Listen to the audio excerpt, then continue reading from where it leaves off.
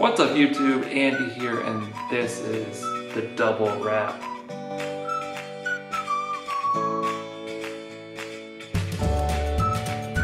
The first thing you want to do is make sure you're not bending these cords too much. They've been known to crack and break and they're just not that durable.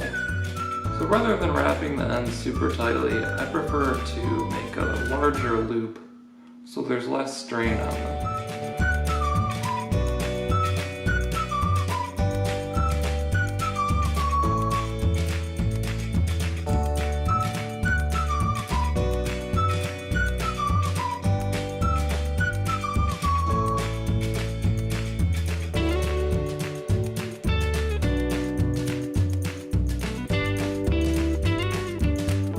Pop in those pieces that stick out because they don't seem to hold it that well and it puts more strain on the cable.